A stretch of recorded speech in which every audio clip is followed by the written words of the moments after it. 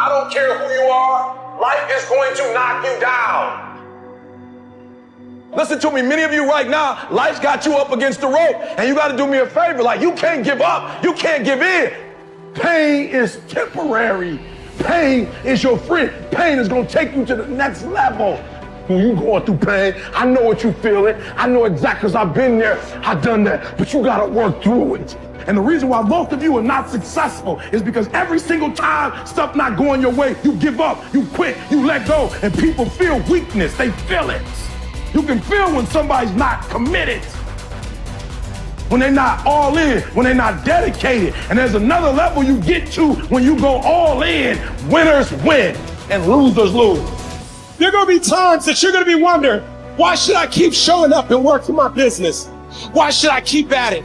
Why should I keep showing up to the conventions? Why should I keep picking up the phones and making the phone calls? Why should I keep fighting for my goals and fighting for my dreams? And what I want to remind you is that you got to show up for your life regardless of the circumstances. You got to show up in spite of the naysayers. You got to show up in spite of the conversation going on in your mind. You got to show up for your life, because if you don't, nobody else will. If you want unreasonable results in your life, you've got to be willing to be unreasonable. Part of being unreasonable, you don't judge according to appearances. Part of being unreasonable, you can see it because you believe it. You must have the faith to call forth those things that be not as though they were. You've got to decide, I deserve this, and I'm going to have it. You've got to say yes to your life. You've got to say yes. Yes to my dreams. Yes to me. Yes, I can make it. Yes, I can. Doesn't matter how many failures I've made. Doesn't matter how many mistakes I've endured. Doesn't matter about my defeats. Doesn't matter about what I've done. Yes, yes. I don't care about the fact I'm in a hole now. Doesn't matter about where I am. The last chapter to my life has not been written yet. If you judge me now, you'll judge me prematurely. I'm still in the process of transforming my life. I'm still in the process of becoming. Yes. The brilliance of Thomas Edison was not in his mind. It was something much more ordinary and often much less respected. I've got no imagination, he once said.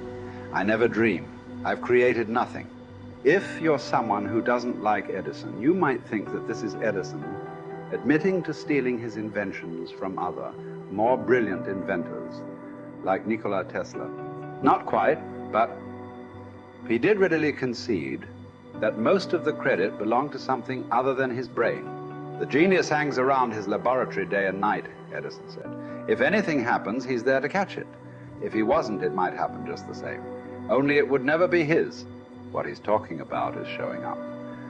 The incredible, underrated power of clocking in every day, putting your ass in the seat, and the luck this seems to inevitably produce. Edison lived in his laboratory and never missed a day. Like Gehrig, even when he was sick, when he was tired, or when visited by tragedy or disaster. The modern conveniences we can trace to his lab then owe far more to his body than his brain, to the compounding power of consistency rather than sheer brilliance. It wasn't about inspiration. It was about getting to work, show up and try. Get on the treadmill, pick up the violin, script out some sequence, reach out to some clients, read some reports, lift a couple weights, jog 1 mile, cross one thing off the to-do list, chase down a lead. It doesn't matter what it is. All aspects of our life benefit from this circumscribed kind of wisdom. Just as long as you do something every day, that is the important thing. Show up. When you're tired, when you don't have to, even if you have an excuse, even if you're busy, even if you won't get recognized for it, even if it's been kicking your ass lately, once something is done, you can build on it. Once you get started, momentum can grow. When you show up, you can get lucky. Is this still hard? Yes. But the good news is that because it's hard, most people don't do it. They don't show up. They can't even do one tiny thing a day. So So yes, you're alone out there on the track in the rain. You're the only one responding on Christmas. But having the lead is, by definition, a little lonely. This is also why it's quiet in the morning. You have the opportunities all to yourself. Don't worry about setting any records. Just report for duty. No excuses. And here's the irony. This is also a way to break records. Consistency is a superpower. Day to day, willpower is incredibly rare. Lowell Getrig was a solid position player and a good hitter. But his success really was rooted in the fact that he didn't miss many days of work. It's quite likely that had he continued at his normal pace and not been stricken with R's, that he would have put up career numbers that surpassed Babe Ruth. Getrig wasn't just able to show up despite injuries and fatigue. He also had to push through ennui, doubt, and just plain not feeling it. He had slumps like we all do, but he also understood what they meant. As a minor leaguer, he had struggled at the plate and thought about quitting. The Yankees' owner sent down a scout to walk Gehrig through the very basic math of a batting average. A good hitter hits 300, and hitting 350 is terrific. Hitting 400 is almost unheard of. What does that translate to? Missing on 6 tries out of 10. A hitter can also go days, weeks without touching the ball. That's what the scout told him. The most important thing a young ball player can learn is that he can't be good every day. You don't have to always be amazing. You do always have to show up. What matters is sticking around for the next at-bat. The ability to do that, coupled with the ability to endure what John Steinbeck called dogly days while writing Easter Eve. Those days when everything seems out of whack, when you're just not feeling it, when the distractions won't stop, is the first step to greatness. Literally. You cannot be great without the self-discipline to do that. One thing a day adds up. Each day adds up. But the numbers are only interesting if they accumulate in large quantities.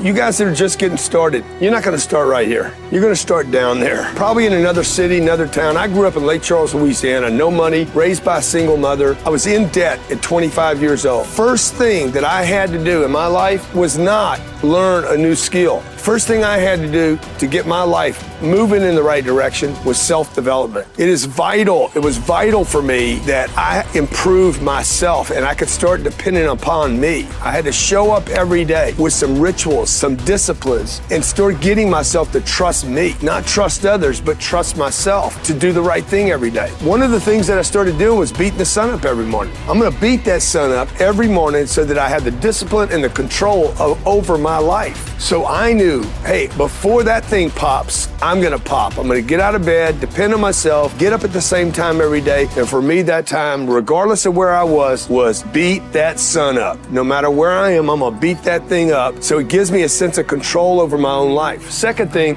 I had to start cleaning up my life and my friends and my environment. When I was younger, between 15 and 25, I was doing crazy stuff in my life. Wasting my weekends. I have the saying, weekends are for the weak. I was drinking, fooling around with a bunch of bad things, bad people. At 25 years old, I cleaned it all up. Quit going to those places. Quit hanging out with people that did not have ethics and discipline in their life. I wanted to build something in my life. I wanted to become someone. And to do that, to become someone in the eyes of the world, just beating that sun up every morning gives me the sense of accomplishment, that I did what I said I was going to do, that I woke up when I said I would wake up, and I start building respect for myself, start believing in myself so that I can go out into the world. And maybe today when I go into this meeting that I'm dressed for, they'll believe in me as much as I believe in me, and that'll show up in a contract, a deal, maybe even some money.